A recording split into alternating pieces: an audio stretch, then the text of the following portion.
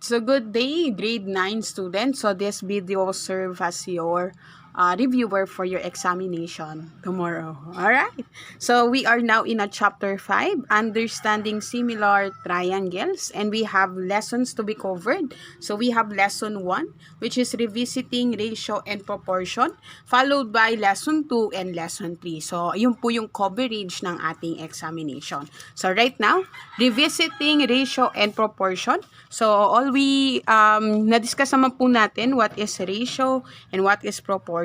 So ayan po yung mga definition ni ratio, and the parts of ratio will be antecedent and consequent. How about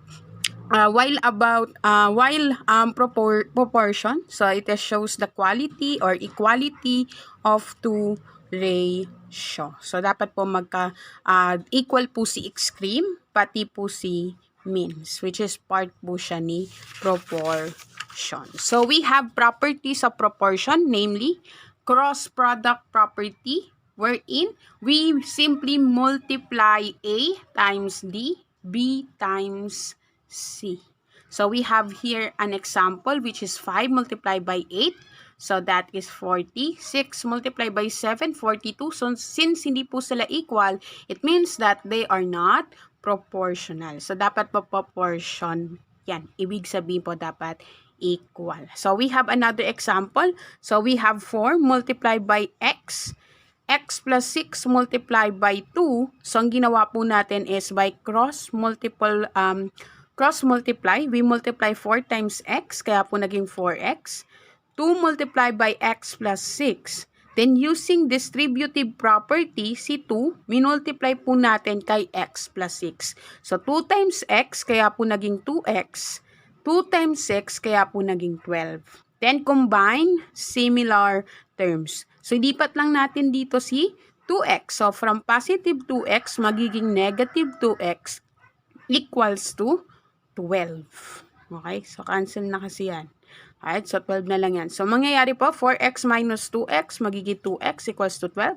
Divide both side by 2 kasi we need to isolate x. So, makakancel po yan. 12 divided by 2, x is 6. So, x or the value of x there is 6. Alright, so another property po of proportion. Okay, so we have means or extreme switching property. So, magsiswitch lang po si A or D or si B or C. Yun lamang po. So, yun lang naman pag sinabi nating extreme. So, pag we-multiply pa rin naman natin yan, ang kakalabasan pa rin naman po ay A, D, okay, equals to B, C. Alright. Next, ayan po yung example ng switching. So, we're in, equal pa rin naman po yung kakalabasan yan. Kaya po proportion. So, dapat equal po. And we have upside down, which is reciprocal lang po. So, reciprocal of AB, magiging BA. CD, magiging D over C. So, pag we-multiply pa rin naman natin, AD is equals to BC pa rin naman po. Alright. And last is the denominator addition or subtraction property. So, this time, so, si A over B, so since si B po ang ating denominator, itataas lang natin siya kay A. I-add lang po natin or i-minus. So, A plus B over B, copy the denominator. Tapos si C plus D over D or A minus B equals to C minus D over D. So, ganun lamang po yung denominator, addition, or subtraction property. Alright, so ayun po. So meron akong mga dagdag na example for ratio and proportion and how to solve it. So we have here example number 1. So we have x over 8 equals to 7 over 2. So ang gagawin po is applying cross multiple, the first property of proportion. So we get 2x, kasi 2 times x, that is 2x, equals to x times 7, so that is 56. After po nun, divide both side by 2. Kasi we need to isolate the value of, we need to isolate x. So, x will be 56 divided by 2. Anyone? Alright, meron ba? Ano? 40? Ano? Ano po yung sagot? Meron ba? So, we have 28. So, the value of x is 28. Ayan. So, ganun lang po. So, we need to find the value of x. Next, number 2. So, we have 1 over 3 equals to x plus 2 divided by x plus 5. So, then again, by cross multiple, so ang gagawin lang natin, x times 1, ay x plus 1, x plus 5 multiplied by 1, so x plus 5 equals to 3 multiplied by x plus 2. So, ayan. So, copy nyo lang po to. Kasi any number multiplied by 1, itself pa rin po, kaya wala na po akong nilagay dyan. So, by distribution or distributive property, so 3 times x, 3x. Next is 3 times 2, so that is 6. Then, combine similar terms. So, we have x here. Tapos, may 3x tayo. Ililipat natin sa kabila.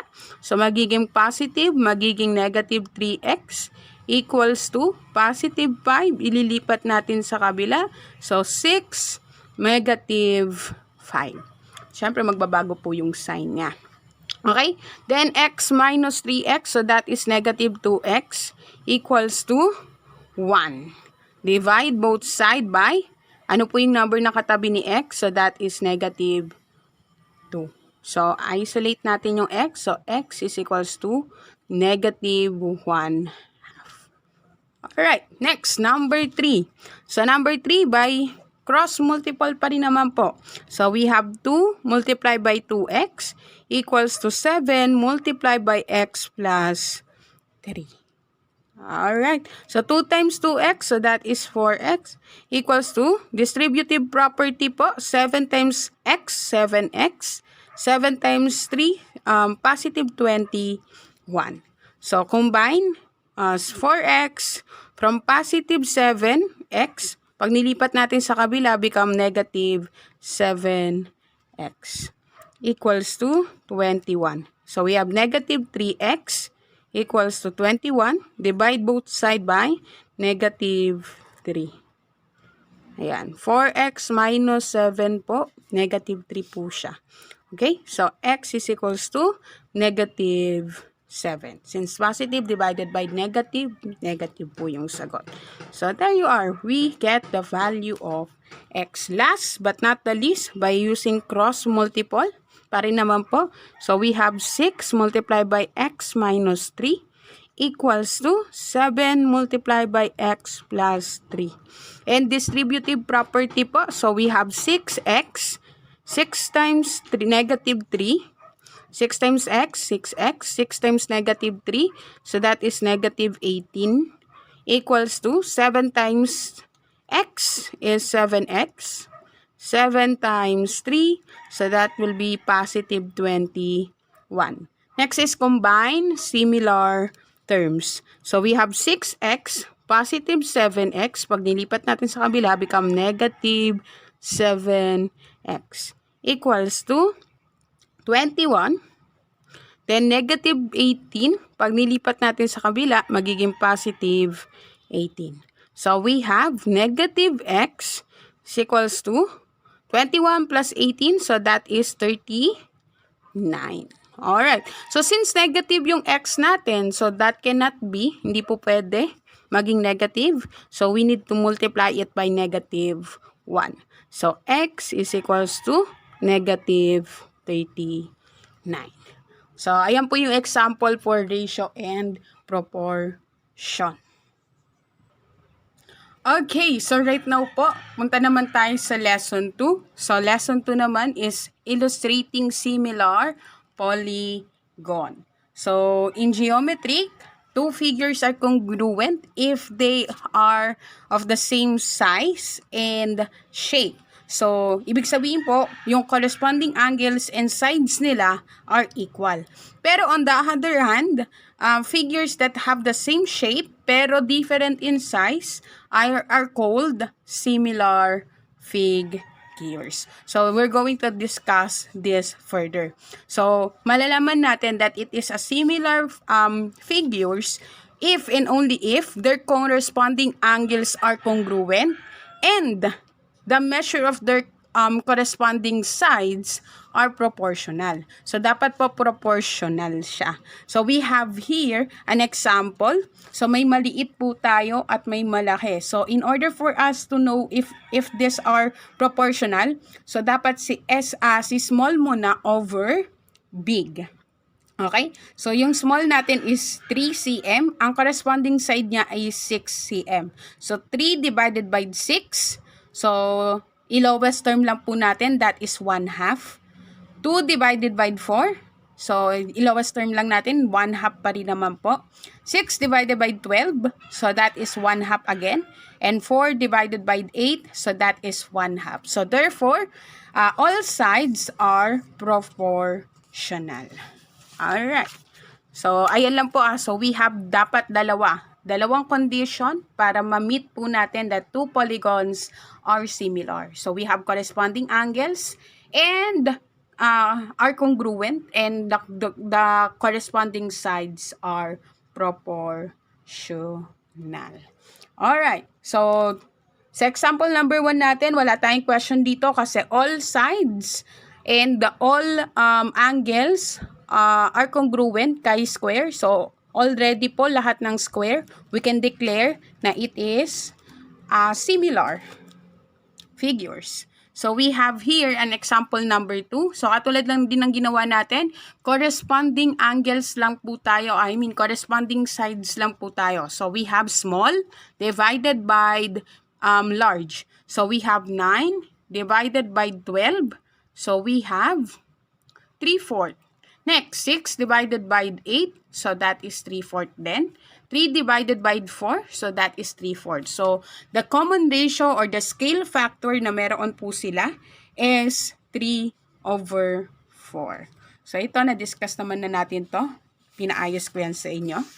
Alright. Next is example number 4. So, this one, paano kung may nawawala? Okay? Tulad nito, so nawawala si X. So, ang gagawin lang natin, yung corresponding sides niya. So, US, ang corresponding side sa kabila is si IN. So, small pa rin na figure over large or big figure. Okay? So, US over IN. Tapos si UJ, okay, over IK. So, substitute lang natin yung value nila. So, 6 over 27 equals to alright, X over 15. So, by using cross multiple, yung ginawa natin kanina sa ratio and proportion, so we have 27x equals to 6 times 15. 27x is equals to 90. So, x is equals to 90 over 27 or 3.33 bar. Alright. So, ganun po paano hanapin siya. Next is, paano kung wala namang ihahanapin mo lang kung ano yung sides ng nawawala ng lahat. Kumbaga, isa lang yung given. So, para katulad lang din po na ginawa natin kanina, so, corresponding sides pa rin naman. So, we use here, since ito lang po yung given natin sa kabila, so we have 13 divided by 26. Tapos si AF, ang corresponding side niya ay si UC. Okay? So, AF over UC. So, substitute lang po natin. 13 over 26 equals to 20 over UC. So, cross multiple. Okay? So, we have 13 UC equals to 26 times 2. Okay, so continuation lang po tayo. So, we have 13 over 26 equals to 20 over UC. So, by cross multiplying, so we have 13 times UC, so that is 13 UC. 26 times 20, magiging 520 po. So, we need to isolate UC by dividing both side by 13. So, lahat po yan, i-divide natin sa 13. So, mawawala po yan. So, UC is equals to 40 M. So, ito po will be 40 M. Next is, since UL is congruent kay CK, so automatic po 26 cm na rin po siya. Since parehas din po dito si AS pati si FE. Next is si LK. So, given pa rin po natin ay si 13/26. Equals to 16/LK. So, small over big pa rin, over big pa rin naman po tayo. So, we have 13/26 equals to 16/LK. Cross multiplying pa rin po tayo. So, 13 times LK, 13LK. 26 times 16, so that is 416. Divide both side by 13. Lahat yan. So, LK is 32. So, therefore, we conclude that LK is 32. Alright. So, meron pa po akong inihanda si Miss. Meron pa pong inihanda si Miss ng another figures kung saan we're going to find the scale factors. So, we have this one. Okay. So, meron tayong example. So, small over big po tayo, ha? Wala pong magbibig over small. Small over big po tayo. So, we need to find the scale factor of this figure. So, we have, so small muna tayo. So, we have 3/6. So, 3/6 po ay pwede nating ma-lowest term. So, this one will be 1/2. Alright. Next is 2/4. So, 2/4, katumbas pa rin po niya ay 1/2. So, 1/2 pa rin naman po. Next is, meron pa po. Next is 12. Okay, 6/12. So, dito na lang po ako, 6/12. So, that is, again, 1/2 po. Kasi, dalawang 6 ang meron kay 12 at isang 6 ang meron kay 6. Kaya, 1/2. Last is 4/8. Okay, so ito po, 4/8. Corresponding sides lang po tayo, ha? So, or 1/2 then again po. So, therefore, we conclude that this figure, ang scale factor po niya ay none other than but 1/2. Kasi lahat po sila ay equals to 1/2.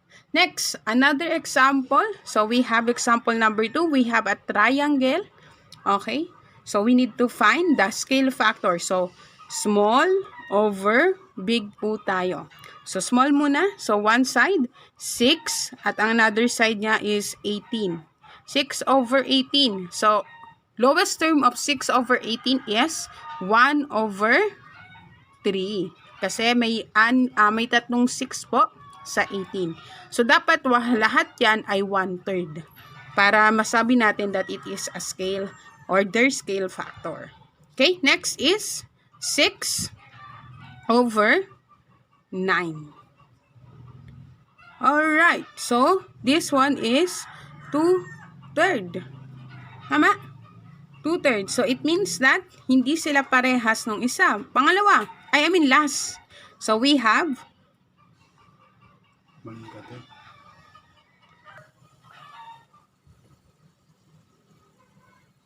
okay. So, may napansin lang si Miss. Baka napansin nyo din. Medyo naduling lang si Miss. Hindi pala mag-correspond si 6 and 9. So, dapat pala ay 3 and 9. Alright. So, it is 3. Hindi po siya 6. So, 3 po. Medyo naduling lang po. Ito po dapat yan. Over 9. So, 3/9. 1/3 pa rin naman po. Alright, so 1/3. Kasi isang 3 lang po meron sa 3, tatlong 3 ang meron sa 9. Next is 9. Baka maduling na naman si Miss eh. 9/27. So we have 1/3. So therefore, we conclude that lahat sila ay equal kay 1/3. So it means that the scale factor of this figure is 1/3. Medyo reminder lang, wag masyadong malito at maduling, tulad ng naduling si Miss. Alright. Next is last figure. Okay. So, we have this one. Parang piatos. Okay. So, gagawin natin, hanapin natin yung scale factor. Corresponding sides po tayo. So, simulan natin dito. So, 3 divided by, small over big pa rin tayo, ha? So, 3 divided by 6. So, that is 1/2. Next is 4 divided by 8. So that is 1/2 pa din po. Okay, so 1/2 pa rin. So same pa rin po, same din po to at same din po to dahil magkakasize lang po sila. So 1/2 na rin po yan. And si 3 po, pati si 3 dito sa up and down, okay, na part. Parehas lang din po na 3/6. So 1/2, 1/2 din po sila. So we can say that the scale factor of this figure is 1/2. So ganun po kung paano siya kunin. Next, paano naman kung nawawala? Tulad ng ginawa natin kanina. So, nawawala po yung isang side.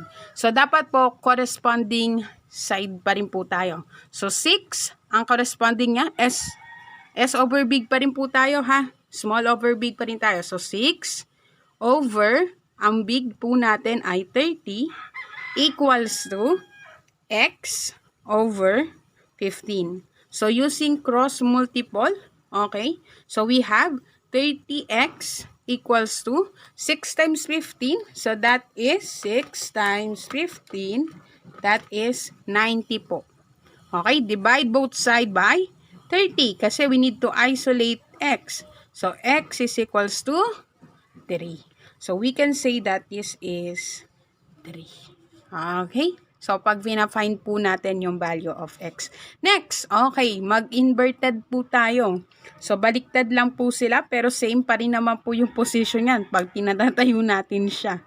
Okay? So, hanapin lang natin yung value ni A. So, given si 8, 8, A. So, ang gagawin lang natin, si corresponding side, so small over big pa rin tayo. So, we have 8 over A equals to 8 over 16. So, cross multiply. Okay. So, 8, A multiply by 8. So, 8A equals to 8 times 6. So, that is, I do believe that is 8 times 16, 218. Sorry, mali ako. 128. Okay. Then, divide both side by 8. So, para ma-isolate natin si A. So, A is equals to 128 divided by 8. I do believe that is 16. So, the value of our A is 16. So, ganun po kung paano hanapin yung value ni X at ni A. Okay? So, last lesson natin. Last lesson is exploring camera ko. Exploring theorem on proportionality. So, meron lang po tayong tatlong theorem dyan. So, you need to, you need to study lang po yung ating 5 theorem. So, triangle proportionality, converse of triangle proportionality, triangle mid-segment theorem, and proportional parts of parallel lines, and triangle angle bisector theorem. So, yun lamang po. That's it. So, I hope that these videos will help you para sa inyong examination bukas. So, God bless everyone. Bye!